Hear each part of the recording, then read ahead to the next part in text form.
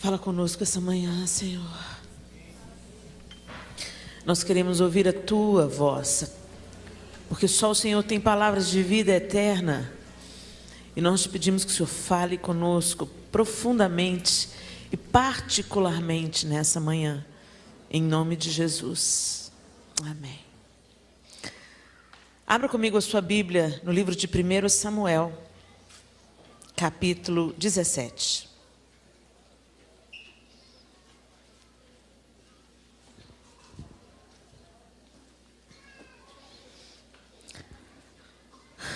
No nosso primeiro momento juntos aqui com as mulheres, nós falamos sobre a paternidade de Deus. Não há cura longe da fonte, não há cura na nossa alma, no nosso corpo, nas nossas emoções, distantes do Senhor, divorciados de Deus. E no primeiro dia que nós estivemos juntos, nós falamos um pouco sobre a importância da paternidade de Deus, como Satanás tem sido eficaz em deformar a figura paterna nos nossos dias, para que automaticamente nós soframos um dano em relação a Deus. Então, pai, muitas vezes se torna sinônimo de abandono, de abuso, de agressão, de alcoolismo, e nós queremos que o Senhor cure o nosso coração. Por melhor que os nossos pais terrenos sejam, eles não são perfeitos. Por mais que eles se esforcem, eles não são completos. Então nós aprendemos isso, que a paternidade de Deus é plena, é perfeita, é completa, que Ele é um Pai amoroso, interessado em sarar o nosso coração. Ontem nós falamos um pouco sobre o problema da atitude. Falamos sobre Caim, como uma atitude de rebelião, de resistência, de não arrependimento, de não quebrantamento, leva a pessoa à ruína. E hoje nós queremos mostrar uma outra face da atitude, a história de Davi. E essa história é bem conhecida de todos nós, mas eu queria tentar para alguns pontos com vocês nessa manhã. E a partir do verso 12, do capítulo 17 de 1 Samuel, é descrito que Jessé envia o seu filho mais moço, Davi, ao campo de batalha. Seus 3 filhos mais velhos, Eliabe, Abinadab e Samar, estavam com Saul na guerra. Eles eram, os mais velhos eram os com porte de guerreiros, e eles então foram designados para a guerra. Jessé, já idoso, pediu que seu filho Davi fosse ver como é que estavam os irmãos no campo de batalha e levar para eles suprimentos. E quando chegou ali, como a gente já conhece a história, Davi se deparou com o quadro de Golias afrontando as tropas de Israel, Golias desafiando as tropas de Israel, e ninguém fazia absolutamente nada. O exército todo acuado diante da figura ameaçadora de Golias. Davi não pensou 2 vezes. Quem que é esse incircunciso filisteu para afrontar dessa maneira as tropas do Deus vivo? Eu vou contra ele. Mas nessa história registrada, nesse registro, a gente percebe algumas coisas muito peculiares, e eu queria ver isso com vocês nessa manhã.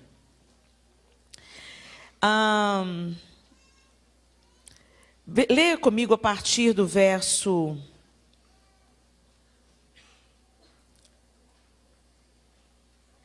20. Davi então se levantou pela manhã bem cedo e deixou as ovelhas a um guarda e carregou-se e partiu, como Jessé lhe ordenara. E chegou ao lugar dos carros, quando já o arraial saía em ordem de batalha, e a gritos chamavam a peleja. E os israelitas e filisteus se puseram em ordem, fileira contra fileira. E Davi deixou a carga que trouxera na mão do guarda da bagagem e correu à batalha. E chegando, perguntou a seus irmãos se estavam bem.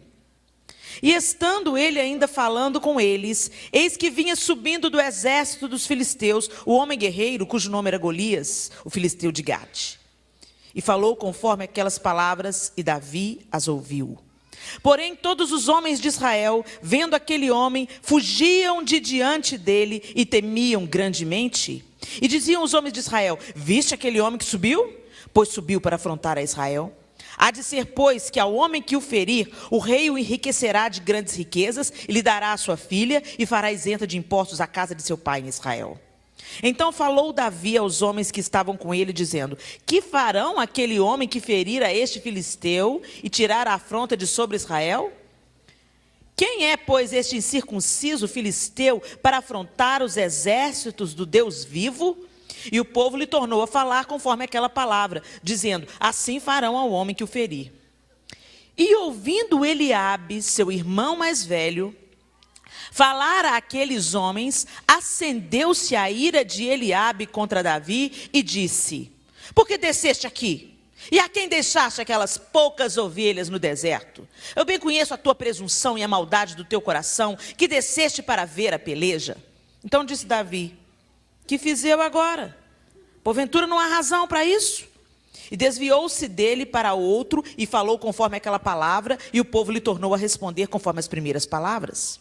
E ouvidas as palavras que Davi havia falado, as anunciaram a Saul e mandou em busca dele. E Davi disse a Saul: não desfaleça o coração de ninguém por causa dele, teu servo irá à peleja contra este filisteu. Porém Saul disse a Davi: contra este filisteu não podes ir para pelejar com ele, pois tu ainda és moço, e ele homem de guerra desde a sua mocidade. Então disse Davi a Saul: teu servo apacentava as ovelhas de seu pai, e vinha um leão ou um urso e tomava uma ovelha do rebanho. E eu saía após ele e o feria, e o livrava da sua boca. E levantando-se ele contra mim, lançava-lhe mão da barba e o feria e o matava. Assim feria o teu servo, o leão como o urso, assim será este circunciso filisteu como um deles, porquanto afrontou os exércitos do Deus vivo. Disse mais Davi: o Senhor me livrou da mão do leão e da do urso, ele me livrará da mão deste filisteu. Então disse Saul a Davi: vai-te embora e o Senhor seja contigo. E Saul vestiu a Davi das suas vestes e pôs-lhe sobre a cabeça um capacete de bronze e o vestiu de uma couraça. E Davi cingiu a espada sobre as suas vestes e começou a andar. Porém nunca o havia experimentado. Então disse Davi a Saul: não posso andar com isso, pois nunca o experimentei. E Davi tirou aquilo de sobre si. E tomou o seu cajado na mão, e escolheu para si 5 seixos do ribeiro, e pô-los no alforje de pastor que trazia, a saber, no surrão, e lançou mão da sua funda, e foi-se chegando ao filisteu. O filisteu também veio, e se vinha chegando a Davi, e o que lhe levava o escudo, ia diante dele. E olhando o filisteu e vendo a Davi, o desprezou, porquanto era jovem, ruivo e de gentil aspecto. Disse, pois, o filisteu a Davi: sou eu algum cão para tu vires a mim com paus? E o filisteu amaldiçoou a Davi pelos seus deuses. Disse mais o filisteu a Davi: vem a mim, e te darei a carne e as aves do céu e as bestas do campo. Vamos até aí. Davi foi fazer o bem. Ele foi atender um pedido do pai. Ele foi acudir os irmãos levando sofrimento, mas, sobretudo, observar o andar da carruagem e tranquilizar o pai que estava em casa. Só que quando chegou lá, algo inesperado surpreendeu a Davi. Um gigante prepotente que ofendia, desprezava e desafiava as tropas do Deus vivo. E imediatamente a gente enxerga essa situação da peleja. Mas a guerra de Davi começou a ser travada antes de Golias. Antes deles estar cara a cara com Golias, ele já teve que vencer outros obstáculos. E o primeiro obstáculo que se levantou na vida de Davi, se levantou dentro da sua própria casa. Eliabe, o irmão mais velho. Naquela cultura, e até hoje é assim, o irmão mais velho é especial. O filho primogênito, principalmente na cultura judaica, ele tem uma carga de responsabilidade, de unção. Os primogênitos são escolhidos, tem propósitos sobre eles. E, naturalmente, os irmãos caçulas admiram os irmãos mais velhos. Naturalmente, os irmãos caçulas se inspiram nos mais velhos, porque logo se tornam independentes, vão trabalhar, ganhar o seu dinheiro. Não é assim na nossa cultura? Normalmente, os mais novos imitam os mais velhos. Há até uma idade em que os filhos mais velhos se tornam meio que heróis dos mais jovens. E eu acredito que não deveria ser diferente entre Eliabe e Davi. Principalmente porque Eliabe era experimentado na guerra. Ele era de alto porte, ele era um homem alto, forte, vistoso, impunha respeito, inspirava uma figura de poder, de autoridade, de bravura. E Davi, um jovem franzino, ruivo, de gentil aparência, devia achar o irmão o máximo. E justamente o irmão mais velho. Davi chegou ali no campo de batalha, e justamente o irmão mais velho teve uma sentença sobre Davi. Ele disse: e ouvindo Eliabe, seu irmão mais velho, falar àqueles homens, acendeu-se a ira de Eliabe contra Davi. E disse: por que desceste aqui? E a quem deixaste aquelas poucas ovelhas no deserto? Presta atenção. Ele não só desacatou Davi, mas não parou aí não, olha aí. Bem conheço a tua presunção e a maldade do teu coração, que desceste para ver a peleja. Vamos supor que Davi desceu para ver a peleja. O que tem de mal nisso? O garoto devia achar interessante, devia ficar curioso. Presunçoso, maldoso, simplesmente porque ele desceu para ver a peleja? De onde que vem tanta agressividade de Eliabe? Por que ele ficou com a boca dura sobre seu irmão, que estava indo ali para levar notícias para o pai, que já era idoso? Eliabe foi tão abrupto, que Davi falou assim para ele: que fiz eu agora? Então essa frase me dá a entender que nos últimos tempos, Eliabe devia estar pegando no pé de Davi. Porque senão não tinha esse agora. O que foi dessa vez? Ou seja, Eliabe já estava no pé de Davi. Eu fiquei imaginando, por quê? Por quê? E aí eu consegui ter uma desconfiança. Porque 2 capítulos antes, Davi é ungido. 1 capítulo antes, no 16, Davi é ungido rei por Samuel. Aí eu fico imaginando a crise de Eliabe. Entra Eliabe, bonitão, fortão, experimentado na guerra, altão, a fotocópia de Saul. Ele era tão a cara de ser rei, que o próprio Samuel pensou que era ele. Olha aí o cara que o Senhor vai ungir. E o Senhor: Samuel, viaja na maionese não, cabeção.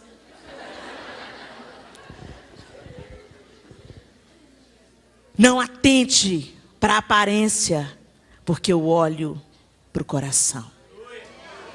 Aí a gente volta ontem na história de Caim e Abel. Deus sabia o que movia o coração de Abel quando ele trouxe a oferta. E Deus sabia o que movia o coração de Caim quando ele trouxe a oferta. O que Deus rejeitou foi a motivação do coração de Caim, não a pessoa de Caim. E da mesma maneira, Deus rejeitou a Eliabe. Se você ler depois e fala: eu o tenho rejeitado. Não olhe, não atente para a aparência, porque eu vejo o coração. Aí Samuel: então tá bom, vem o próximo. Abinadab também estava na peleja, então também devia ser um cara com porte. Não tanto quanto Eliabe, mas também. E Samar também. Aí eu fico imaginando a cara de paisagem dos 3. Espera aí. Vem Jessé e fala: o profeta veio ungir. Quando o profeta vinha ungir, babado forte. Então eu imagino que Eliabe já veio com a coroa, né, antecipada na cabeça. Como muito crente anda por aí, né? Toma posse da coroa antes que Deus a coloque na sua cabeça. Não faça isso, porque você vai ser rejeitado por Deus. Não no seu amor, mas na sua motivação. Deus está com o humilde de coração. Veio Eliabe, não é esse. Veio Abinadab, não é esse. Veio Samar, não é esse. E mais 4. 7 filhos de Jessé passaram diante de Samuel. Não é nenhum. O senhor está brincando comigo? Não tem mais nenhum? Você não tem mais nenhum filho, Jessé? Não é nenhum desses. E eu fico imaginando a cara de Eliabe quando Jessé falou: ah, ele era tão relevante, Davi, que nem o pai lembrou dele. Ah, tem, o rapazinho, o moço, o que pastoreia ovelhas. Fulano, pega lá Davi. E quando veio-se chegando Davi, o jovenzinho ruivo de boa aparência, o Senhor falou assim: chegou. Olha ele aí. Deus continua escolhendo os que não são. Mas eu fico imaginando a cara de Eliabe, Abinadab e Samar quando Samuel falou: é esse que o Senhor vai ungir. Eu fico imaginando eles olhando para o outro: o quê? O pivete? O moleque? Vê essa tripa de gente. O cara é pastor de ovelha, não entende nada de guerra, não entende nada de batalha, não entende nada de nada. Vive tocando harpa, o menino. É romântico, poeta. Samuel tá velho demais, só pode. Coisas como essas devem ter passado para resultar nessa ira que se derramou nesse momento. Havia pouco tempo, Davi tinha sido ungido. E veio Davi, e ele deve ter pensado: ah lá, foi ungido rei, agora está se achando. Ele não estava se achando, ele estava só obedecendo o pai. Mas quem está com dor de cotovelo, o outro incomoda, né? Eliabe precisava de cura, como muitos de nós precisam. Mas Davi não se deteve. O que eu quero destacar aí é que Davi não se deteve, embora a ferida que nós recebamos de alguém que a gente ama, que vive junto com a gente, dói muito mais do que qualquer outra pessoa.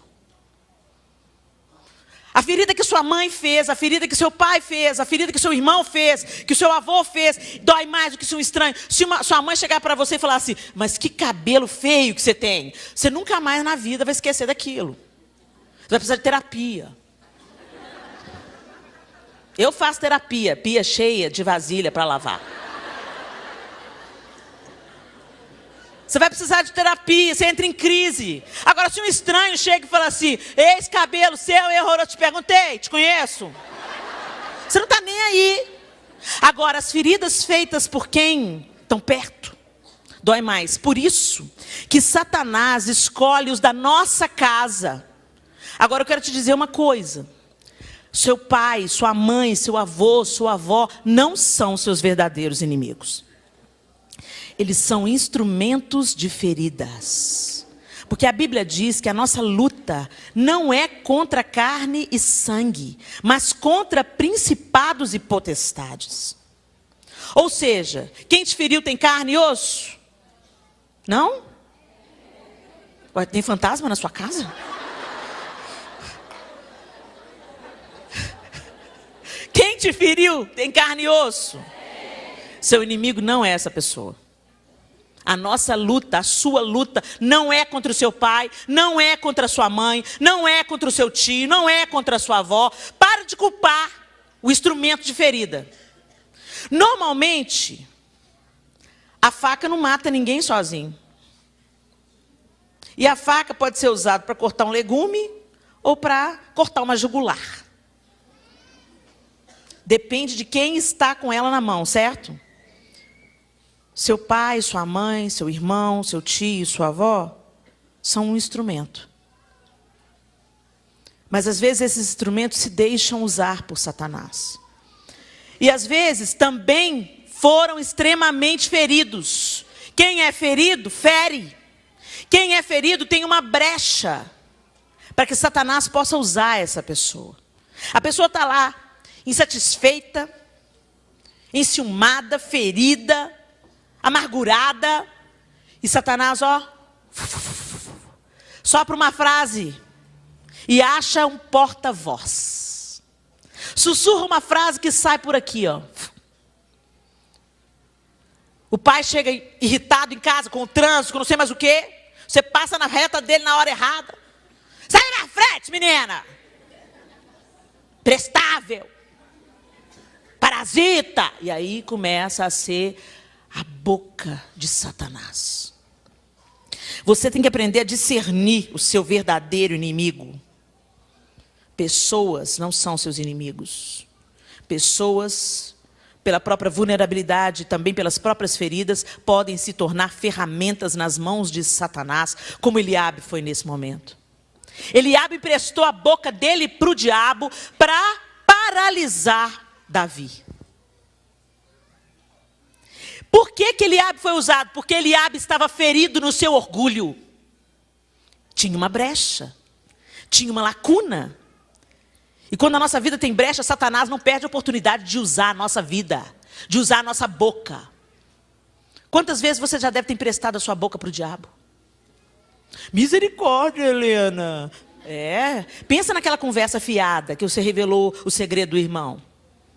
Pensa na maledicência contra pessoas que você nem conhece pessoalmente. Pensa nas vezes que você disse para o seu filho: ah, menino, não te aguento mais. Pesada essa palavra, a gente pensa que não, mas eu não te aguento mais. É algo pesado para se julgar sobre uma criança, né? Não tem jeito para esse menino, não. Uma vulnerabilidade, uma irritação, um desemprego. O diabo precisa só de uma brechinha. Uma brechinha para usar a sua vida. E foi isso que ele precisou na vida de Eliabe, um orgulho ferido. Estava fresco na cabeça de Eliabe. Talvez ele estivesse confuso. Puxa, por que Deus me rejeitou? Esse cara sou eu.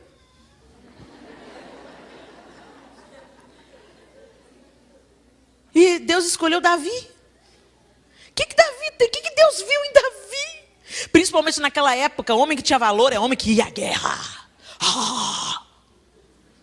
Davi, tocava para o perturbado do Saul, fica calmo.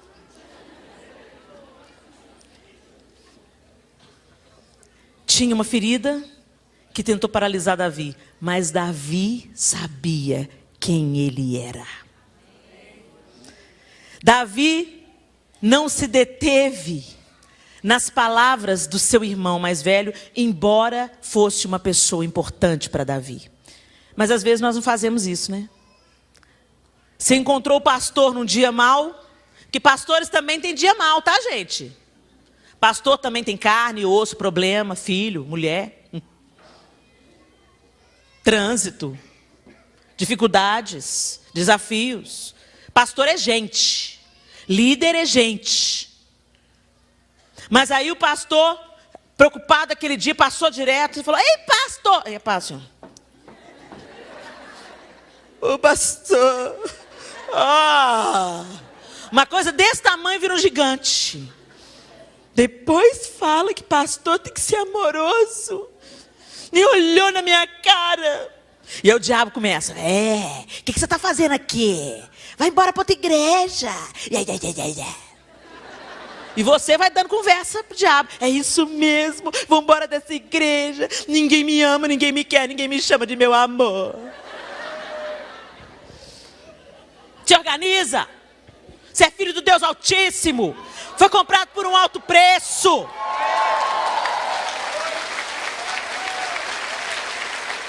Para de fazer de coitadinho. Você não é coitadinho nada, não. Toma sua posição. E Davi não bateu boca com Eliabe, não perdeu tempo batendo boca com ele, não. Falei: o que eu fiz agora? Não ficou rendendo o assunto. Ele disse: que fiz eu agora? Porventura não há razão para isso. Mas então, como eu estava falando com vocês, o que é que o rei vai fazer? Não deu conversa, não paralisou. Mas a gente fica paralisado. Se o irmão falou atravessado, se o pastor não fez aquilo que você esperava, cuidadinho. identidade. Não é a palavra do seu irmão mais velho, da pessoa que você mais admira, que vai mudar quem você é de verdade. Para com essa insegurança. Vai buscar a restauração da sua identidade em Deus. Para que você serve, quem você é, qual o seu propósito na vida, quem você é aos olhos do Senhor e ponto final. Se eu não sou boa para fulano, eu vou servir para ciclano. Eu não tenho que ser unanimidade, eu não tenho que agradar todo mundo, eu tenho que simplesmente viver os sonhos e os propósitos de Deus para mim.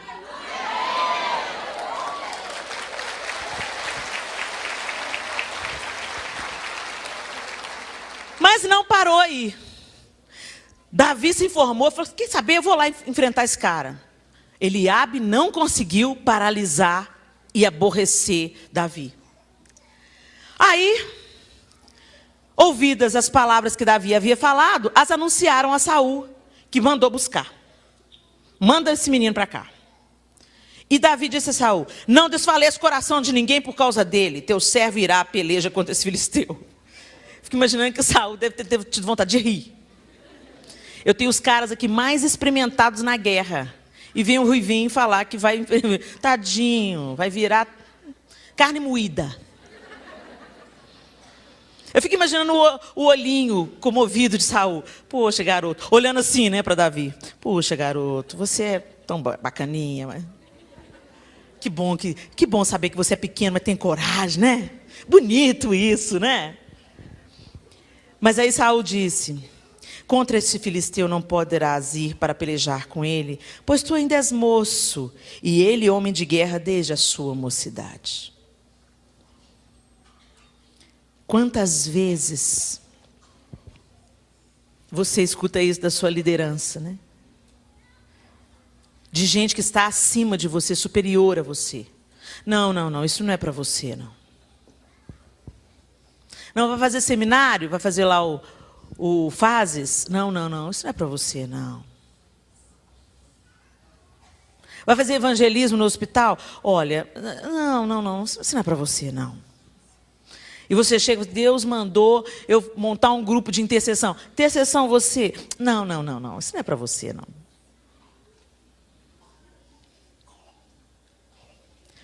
Quantas vezes Deus nos manda fazer algo, você tem convicção de que foi Deus, mas você recebe uma palavra contrária de um mestre, de um professor. E como a palavra de um mestre bloqueia a gente, né? Eu me lembro que eu tinha muito problema com matemática. Tomei 3 bombas em matemática. Uma na 5ª, uma na 6ª, uma na 7ª. Aí Deus me restituiu, casei com um professor de matemática. Deus é fiel, Deus é fiel. E eu tinha um bloqueio com a matemática. E por quê? No ensino fundamental, eu amava matemática. Mas entrou na 5ª série, eu tive a infelicidade de pegar uma professora carrasca. E o que ela fazia? Ela me desmerecia. Ela me desmerecia, ela me intimidava. Então, uma vez eu fui no quadro. Helena, vem no quadro. Eu fui no quadro. Aí, sabe aquela... Oh, meu bem, como é que chama aquilo? Aquela expressão de 2º grau que tem equação, que tem chave, colchete, bababá, aquele negócio? Z igual não sei o quê. Conjuntos numéricos. Pois é, eu fui lá para fazer conjuntos numéricos. Aí eu coloquei Z igual... Quando eu escrevi o Z igual e abri a chave, ela... Levantou a professora. E ela era igual Golias, ela era grandona. Tinha 1,80 m. Z, desse jeito. Eu escrevi o Z espelhado. Até hoje eu tenho dificuldade com Z. Z. Meu Deus, vamos voltar ela para o maternal. E a sala caiu na gargalhada. Eu tranquei. Comecei a tirar 0. 0, 1, 1,5, 0, 1,5. E aí ela fazia o seguinte, ela separava as provas dos piores para os melhores, por ordem de nota. Então toda a sala sabia que o primeiro e que os últimos No caso dela, ela cumpriu a Bíblia, né? Os últimos serão os primeiros. E ela falava assim, e entregar, eu não esqueço disso. Jesus não me curou, mas eu não esqueço. O único que perdoa e esquece é Deus, tá, gente? Não dói mais falar nisso, mas já doeu muito. E aí ela pegava o papel, o calhamaço de prova e falava assim, vou entregar as provas. Helena. Ela pegava a minha prova como quem tivesse com nojo da prova. E assim se sucedeu, prova após prova. E quando chegavam os alunos que tinham tirado nota máxima, ela ajeitava o calhamaço e falava assim, agora, os meus alunos. Gente, ela não tem noção do quanto que ela foi instrumento nas mãos de Satanás na minha vida. Eu me sentia incompetente. E aí, foi a 5ª série e eu bombei. No ano seguinte, eu fiz a 5ª série de novo, foi outra professora. Eu passei. Aí eu fui para a 6ª série. Quando ela entrou na sala, eu falei assim, é fulana, tomei bomba. Tomei bomba. Olha o poder que tem uma pessoa quando ela se deixa usar por Satanás. Satanás falava no meu ouvido, tomou bomba, fracassada. E eu falava, e eu aceitava, tomei bomba. E assim foi na 5ª, na 6ª e na 7ª série. E ela já na 7ª, quando ela entrou, não acredito. De novo, Helena. E eu achava ela o máximo. Eu achava ela linda, inteligente. Satanás sabe quem escolhe para ferir a gente.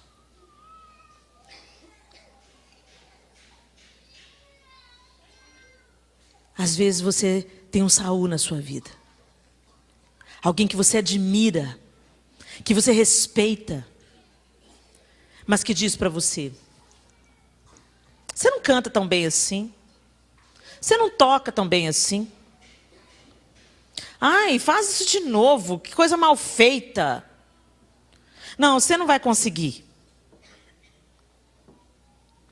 Saul era alguém que Davi admirava. Saul era o rei de Israel. Embora a unção de Deus já tivesse sido retirada de de Saul, ele ainda governava Israel.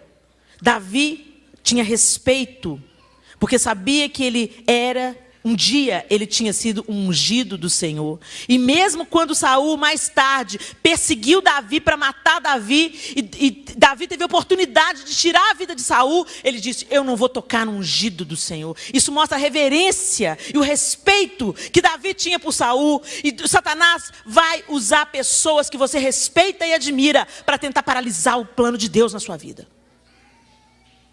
Mas Saul não esperava que Davi tinha uma experiência pessoal na manga. Não, você não pode ir porque você é moço. E Saul e Golias é experimentado na guerra. Mas aí Davi disse para Saul, teu servo, rei, eu estou te entendendo o seu zelo, o seu cuidado, mas deixa eu te falar, eu tenho uma história para te contar. Eu tenho uma experiência com Deus.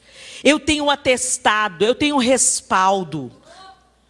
Foi Deus que me mandou aqui. E é no nome dele que eu vou enfrentar esse gigante. Não se impressione com a minha forma física. Eu não estou indo na minha força. Eu estou indo porque eu tenho uma experiência com Deus. Ele me entregou o leão, ele me entregou o urso. E ele vai me entregar esse incircunciso filisteu.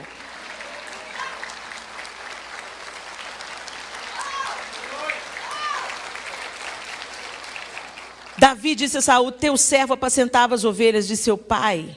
E vinha um leão ou um urso e tomava uma ovelha do rebanho. E eu saía após ele e o feria e a livrava da sua boca. Gente, você já pensou o que é tirar um bicho da boca de outro? Só na unção sobrenatural de Deus. Davi sabia que não era porque ele era o bambambam, mas porque Deus entregou o leão e o urso. Então Davi raciocinou, peraí. O leão e o urso, eles estavam apenas seguindo o seu instinto animal. Mas Deus me honrou e me deu vitória sobre um leão e sobre um urso. Agora, esse incircunciso está afrontando as frotas de Israel. Então Deus vai me entregar ele também. Davi não estava confiado nele, na força dele, no poder dele e no óleo que tinha descido na cabeça dele, porque essa experiência se deu antes do óleo descer na cabeça dele. Davi confiava no poder que era sobre ele, escondido no Senhor. Ele tinha uma experiência. Você precisa de ter uma experiência particular com Deus. Eu posso te contar aqui as minhas histórias, a gente pode ouvir testemunhos, e eu tenho certeza que nessa plateia nós vamos ouvir muitas histórias de milagre, que vai inspirar você, que vai encorajar você, mas nada substitui uma experiência pessoal. Uma experiência tola, uma experiência pequena, ela vai sustentar você no dia da adversidade. Ela vai, peraí, eu conheço esse Deus e Ele me conhece. Ele já se manifestou a mim. Então não é qualquer coisa que vai me parar, não. Não é, alguém não me contou, não. Eu ouvi e vi com os meus olhos.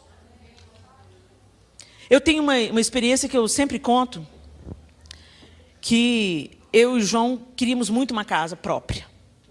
A gente ficou muitos anos no aluguel, já tínhamos os 4 meninos, e o apartamento que a gente morava não tinha área de lazer. E os meninos chegaram naquele ponto que eles vinham e ficavam correndo em volta da mesa, um ficava lá no quarto da televisão e falava assim, começou! Aí eles paravam de correr e voltavam para assistir o desenho. E eu falei, meu bem, o que é isso? Eu falei, esses meninos precisam de espaço, Helena. E eu, oh Deus, nós precisamos de uma casa, Senhor, nós precisamos de uma casa. E nós oramos por uma casa, orando por uma casa. E Deus deu a casa. Aí, isso foi há 8 anos atrás. Aí Deus deu a casa, foi um milagre maravilhoso. E eu fiquei tão feliz, tão feliz. Fizemos o financiamento, a Caixa aprovou o financiamento. E está lá nosso milagre, a gente está pagando todo mês nosso milagre lá, glória a Deus. E aí, a casa tem piso frio. E mulher é mulher, né? Cheguei lá na casa, olhei a casa e falei assim, eu queria tanto uns tapetes. E aí fui passear no Minas Casa, um shopping de casa lá em Belo Horizonte. Chegou lá, fui numa loja de tapete, olhei os tapetes, ai, que tapete lindo, olhei o preço. Quen, quen, quen, quen. Olhei outro tapete, quen, quen, não. Aí Deus, eu estava em plena cura. Deus estava me trabalhando, Deus tinha me mostrado, depois de tanta coisa acontecida na minha vida, depois da gente ter gravado o CD nos braços do Pai, depois de Deus já ter se revelado a importância da paternidade dele na minha vida, Deus falou assim, tem uma área na minha paternidade que ainda precisa ser curada na sua vida. E eu falei, qual que é? Você ainda tem mais coisa para curar? Tem, meu. Enquanto você estiver viva, tem coisa para curar. Bora lá. E eu falei, e o Senhor falou comigo que eu não confiava na paternidade de Deus como meu provedor. Eu sempre tinha uma justificativa, eu falava assim, não, negócio de Deus tem que dar aos seus amados, dá enquanto dorme, isso é papo de preguiçoso. Temos que trabalhar. Deus deu saúde, Deus deu inteligência, bora trabalhar lá. Claro que sim. Mas a gente tem que entender que Deus que deu inteligência, Deus que deu a capacidade, Deus que deu o talento, Deus que deu o emprego, Deus também pode dar o que Ele quiser, na hora que Ele quiser e como Ele quiser. Ele é Deus. E é isso que eu não conseguia confiar. Meu pai sempre foi um homem maravilhoso. Maravilhoso. Um homem trabalhador, honesto, íntegro. Eu tenho vários exemplos para me inspirar no meu pai. Mas o meu pai nunca foi organizado com finanças. Ele nunca sabia organizar. Todo mundo que pede, ele dá. É meu fiador? Vou ser fiador. Aí era fiador, levava cano. Levou uns 3 canos como fiador.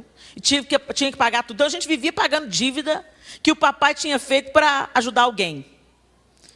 O motivo era certo, mas a gente não pode ser levado só pelo nosso coração, né? Então, eu aprendi a lidar com algumas circunstâncias. E nessas circunstâncias de Deus curando a minha paternidade, Deus me trouxe à memória algo lá do meu passado. Eu estava me preparando para ir para o dentista. E estava chovendo. E eu tinha que pegar o ônibus. E eu só tinha o sapato de escola. E era um sapato preto. E tinha uma sandalinha que era tipo um chinelinho de dedo vermelho com um saltinho. Então, o sapato de escola para a escola e para todo o resto, o chinelinho. Aí eu fui, me arrumei e fui, estava chovendo. Quando eu cheguei no ponto, eu olhei para o meu pé, falei assim, meu pai. Meu pé já estava todo sujo. Porque a gente anda mais chinelinha, anda, né? Respinga. Respingou na calça. Eu tinha uns 14 anos, 15 anos. Não, tinha menos, tinha 13 ou 14 anos. E eu olhei para mim e eu fiquei tão envergonhada. Meu pé já estava todo sujo, eu nem tinha entrado no ônibus ainda. Quando eu olho para o lado, vem a minha colega da mesma idade. Com uma bota até aqui. Uma calça jeans, uma blusa linda. E eu...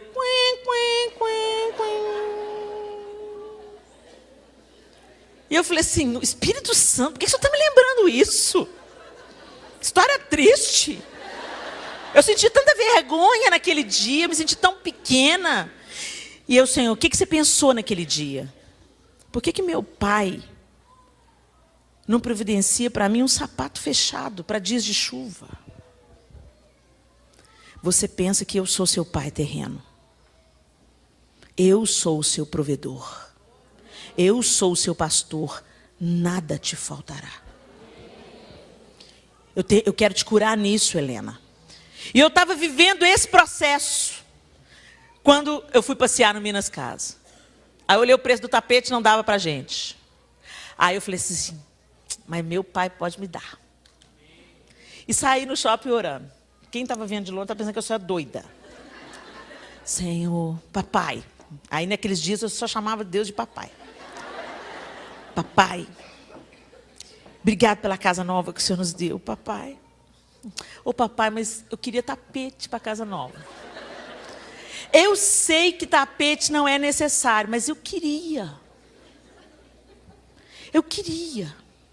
E o Senhor é dono do ouro e da prata, o Senhor pode me dar a hora que o Senhor quiser. Como o Senhor quiser.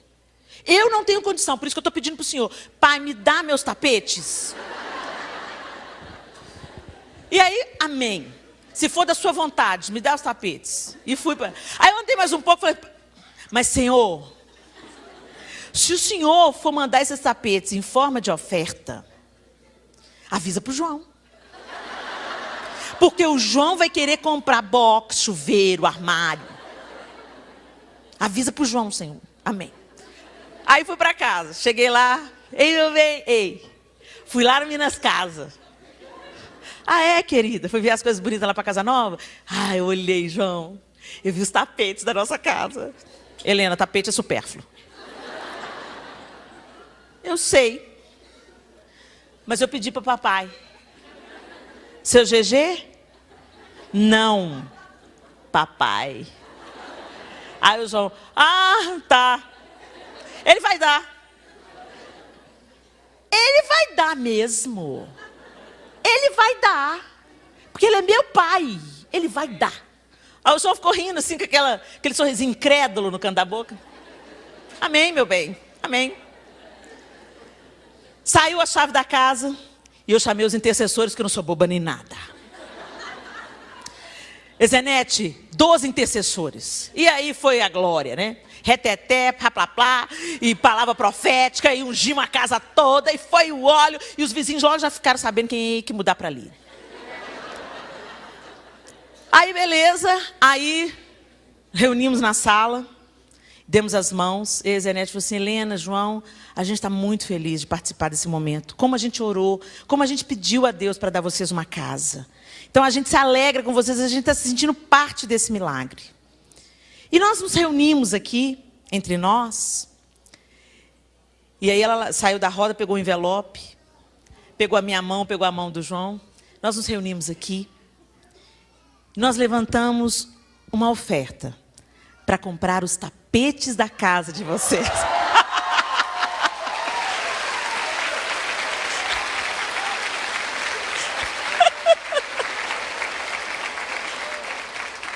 Eu fiquei doida. Eu ria e chorava, porque só eu e o João tínhamos conversado sobre aquele assunto. Ele arregalou o olho, olhou para mim. E eu comecei a cantar, tem um espontâneo do CD Nos Braços do Pai, que a Ana canta. Ei, eu creio, o meu Deus é fiel, o meu Deus é fiel. Gente, eu fiquei doida. E eu cantava e ria, chorava. E o João olhava para mim e falava assim, ele deu. Ele deu, ele deu. Aí os intercessores assim, o que está acontecendo? Conta pra gente, a gente quer saber. E eu contei. Gente, e eu pensava que Deus ia mandar o dinheiro de um tapete. Porque o tapete era caro. E eles se reuniram ali naquela hora. Não sei se eles deram o dinheiro todo, esse Deus fez multiplicado no envelope. Deu para comprar os 2 tapetes que eu olhei. E ainda sobrou para comprar o tapete do quarto das meninas. Porque Deus é fiel. Aí você pensa, Helena, mas tapete, exatamente. Tapete. Se o Deus do universo me deu tapete, Ele não vai curar a doença? Se o Deus do universo me deu tapete, Ele não vai me dar vitória nas adversidades? Se o Deus do universo me deu tapete, Satanás vai me intimidar com o quê? Quando ele vinha para o meu lado, você não vai, Satanás? Tapete.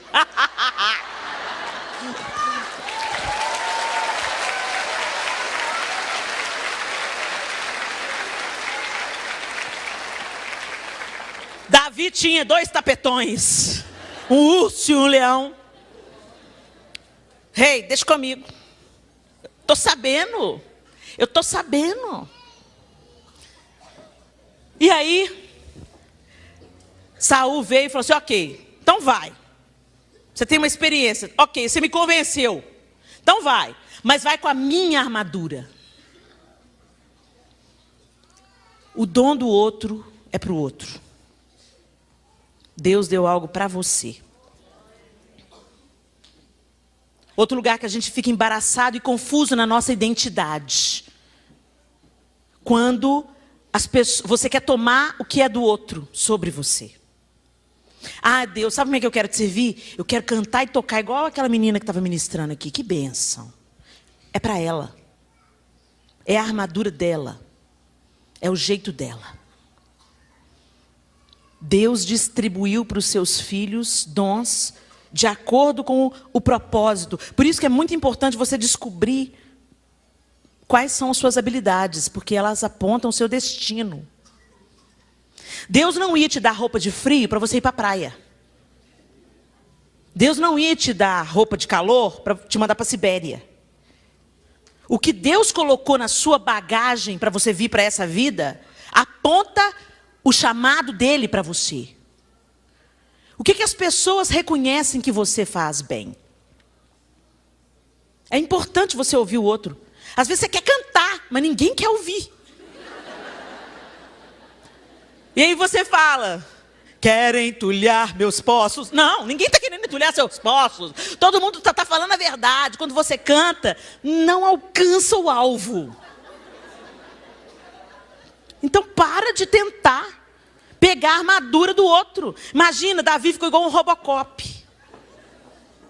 Saul era muito alto. Davi era franzino. Eles eram opostos. Nunca tinha usado, nunca tinha experimentado uma armadura.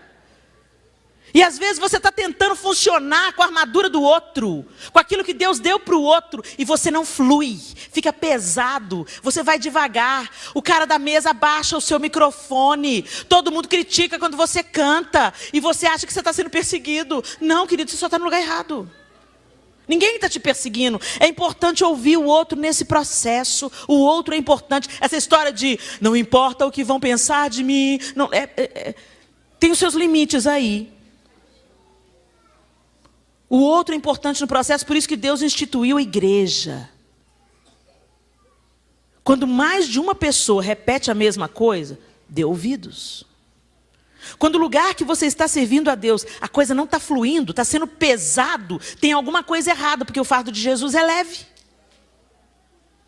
Então pare de se vitimar, se colocando no lugar errado. E vai descobrir o seu lugar para você fluir, meu irmão. Para você ser uma bênção. Para você produzir vida e ser feliz. É só nesse lugar que você vai ser feliz. Mas hoje a gente se molda ao século e pensa assim, mas o que dá ibope é o microfone. Mas você não está aí para dar ibope. Você está aí para dar ibope para Jesus. E eu vou te contar, é nesse lugar que você vai ser feliz. É esse lugar que vem um sentimento de missão cumprida. Às vezes eu subo no púlpito, eu estou exausta. E o meu marido fala assim, o que aconteceu? Você era uma antes de subir, quando você subiu, você virou outra. É como se Deus falasse assim, vai lá fazer o que eu te ungi para fazer. Força sobre você. O centro da vontade de Deus para a gente é um lugar de oposição, sim, mas é um lugar de plenitude. É um lugar que você sente contentamento. Você sente assim, uau, eu estou fazendo o que eu nasci para fazer. E isso vai funcionar durante um tempo. Muito tempo eu subi para ministrar diante do trono com essa sensação. E um dia essa sensação começou a mudar. A gente ia para os ensaios numa alegria, né, João? E a nossa alegria sempre foi chegar pontualmente nos ensaios para abençoar os nossos líderes. E era uma delícia cada ensaio.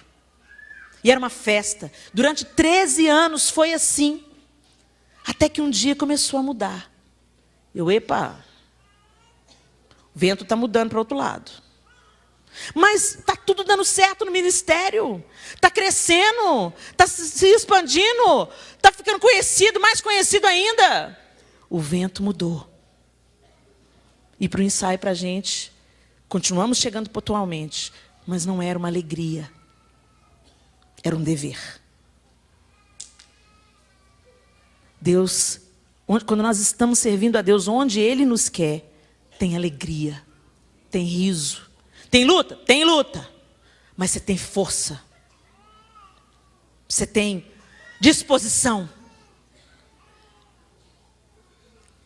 A armadura do outro não serve para você. Descubra. E aí a gente vê Davi, aí o texto fala, ele tirou de sobre si. E Davi tirou aquilo de sobre si.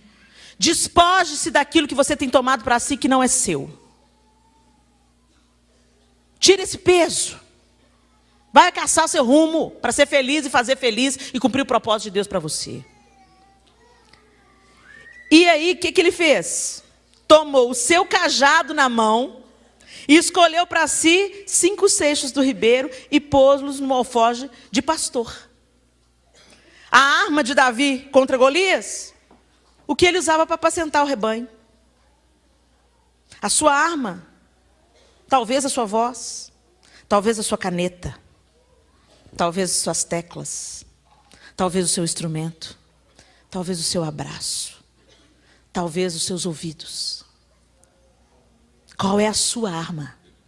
É ela que vai derrubar Satanás. É ela que vai expandir o reino. É ela que vai fazer você frutificar, florescer, ser feliz, ser útil, viver o sonho de Deus para você. Tire de sobre você o que é do outro. Encontre a sua identidade. E use as armas que Deus te deu, mesmo que elas sejam desprezíveis aos olhos do seu inimigo. O próximo e último passo é esse aí. Davi ficou cara a cara com Golias. E mais uma vez, ele foi intimidado, ridicularizado. E olha que tinha na frente de Golias ainda um escudeiro. Ou seja, era a arma adequada. Porque para Davi atingir Golias, não precisou nem de pôr a mão no escudeiro. A pedra foi lá. Interessante isso. Precisava ser uma pedra. Uma arma que atingisse Golias de uma forma inesperada e de longe. Precisava ser Davi. E Deus precisa de você na hora certa, no lugar certo, com aquilo que Ele pôs na sua mão. E aí ele foi se chegando a Davi. Golias veio se chegando a Davi. E o que levava o escudo ia diante dele. E olhando o filisteu e vendo a Davi, o desprezou. É isso que o nosso inimigo faz com a gente. Por quê? Porque ele era ruivo, de gentil aspecto. Sou eu algum cão para tu vires a mim com paus? Viu o cajado na mão dele? E amaldiçoou pelos seus deuses. E disse mais o filisteu a Davi: venha a mim, e darei a tua carne às aves do céu e às bestas do campo. E às vezes Satanás fala isso com você. Às vezes o próprio Satanás fala com você. Você pensa que você vai me vencer? Você vive caindo na pornografia. O homossexualismo já tomou conta da sua vida. Você acha que tem jeito para você? Vem? Vai tentar me vencer? Hein, pastorzinho? Hein, pequenininho? Às vezes o seu Golias não é Satanás, às vezes o seu Golias é uma doença. O seu Golias é um pecado reincidente que você luta contra ele.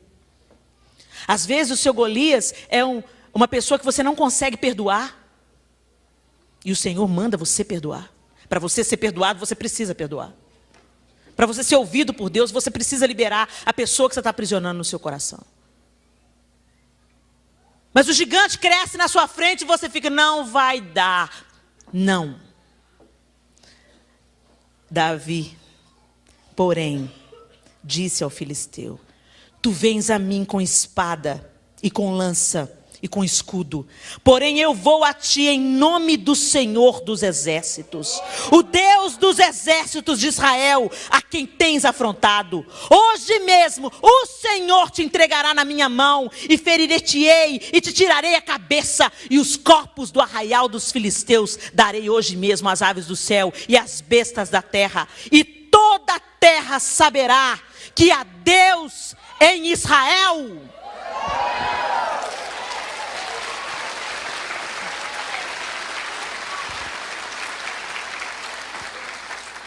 Vença o gigante. Não dependa da sua força, mas dependa do Senhor. Creia no Deus a quem você diz servir e amar. A gente fala, eu amo Deus, eu adoro Deus, Deus é todo poderoso. A gente canta lindas canções, mas na hora da gente colocar a nossa doutrina em prática, a história é outra. Funciona na fala, no discurso, mas não na ação. Davi tinha a combinação das duas coisas. Ele sabia quem ele era. Ele tinha uma identidade sarada. Ele não se intimidava por sua aparência, porque ele sabia que ele não estava indo na força dele, mas na força do Senhor dos exércitos. Ele tinha posse de quem ele era em Deus. Conhecimento de quem ele era em Deus. E ele sabia que no Senhor ele podia todas as coisas.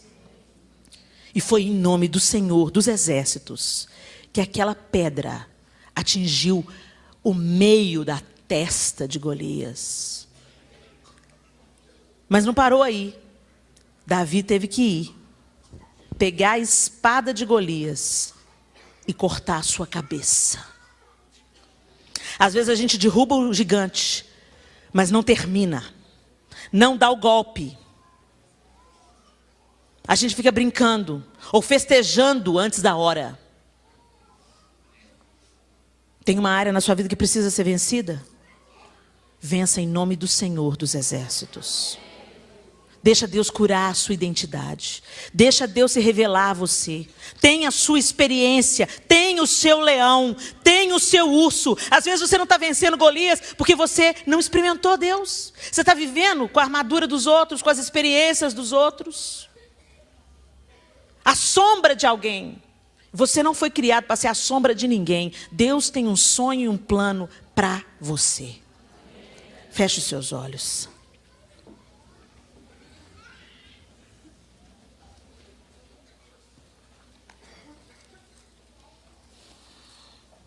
As palavras que você recebeu da sua família não podem te parar. As palavras que você recebeu, as palavras que você recebeu de uma pessoa influente, que você respeita e admira, não podem distorcer o que Deus tem para você.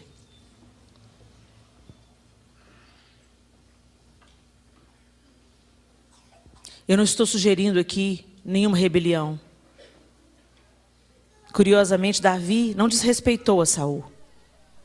Davi argumentou com Saul e mostrou a Saul que ele tinha um respaldo de Deus sobre ele. Algo sobrenatural sobre ele. E Saul acatou, porque percebeu que era verdade, era de Deus. Mas Saul ainda assim tentou que ele fosse com uma armadura. Mas Deus tinha outros planos para Davi. Ele não precisaria da armadura do outro. Ele só precisaria de 5 pedras lisas de um ribeiro. E de uma funda. Deus continua trabalhando da mesma forma. Ele é o mesmo Deus. Às vezes o diabo fala: uma caneta? O que você pode fazer com uma caneta?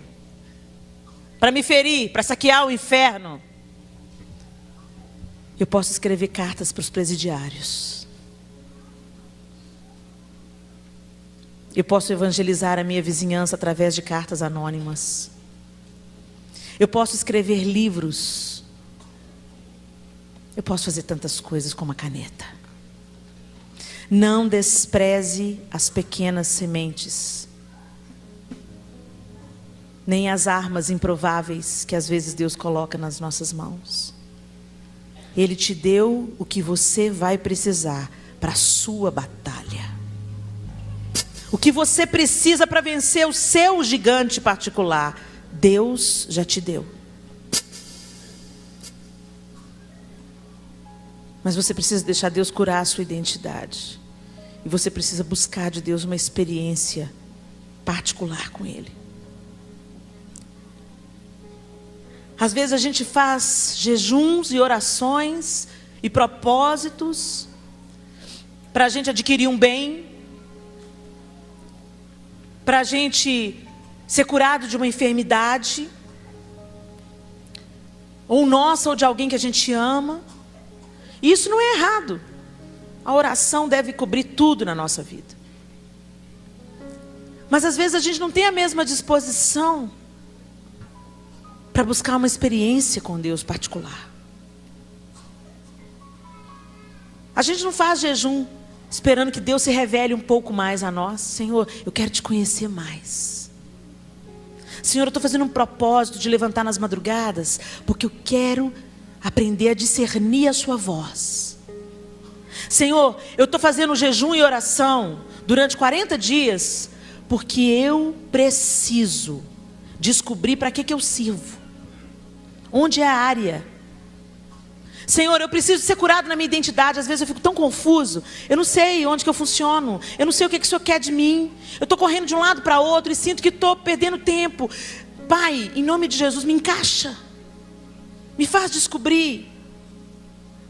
Senhor, às vezes eu recebi tantas palavras na minha infância. Eu estou debaixo de um fardo, de um peso, de opressão, de maldições.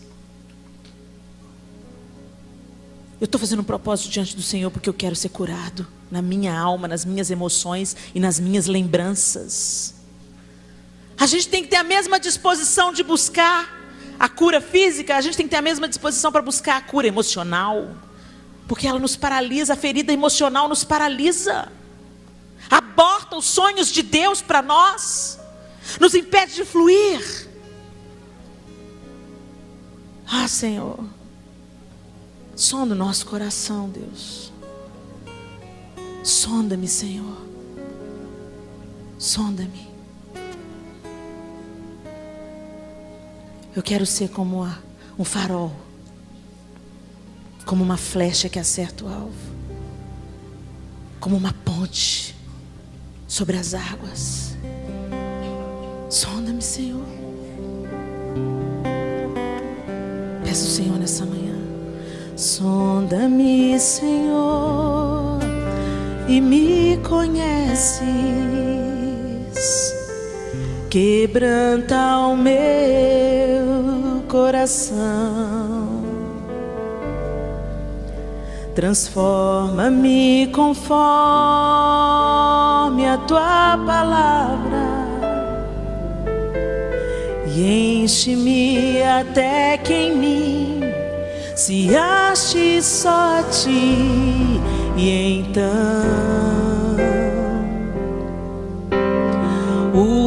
usa-me, Senhor, usa-me como um farol que brilha à noite, como ponte sobre as águas, como abrigo no deserto, como flecha que acerta o alvo. Eu quero ser usado da maneira que te agrade, em qualquer hora e em qualquer lugar. Eis aqui a minha vida, usa-me, Senhor, usa-me. Talvez essa seja a oração da sua alma nessa manhã. Precisa ser curado, precisa achar a sua identidade, precisa de ter o seu leão e o seu urso. Se você é essa pessoa, fique de pé no seu lugar e cante comigo essa oração.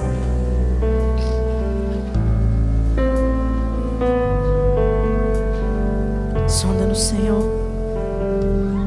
Nós queremos ser usados por Ti, Deus. Sonda-me, Senhor, e me conheces. Quebranta o meu coração.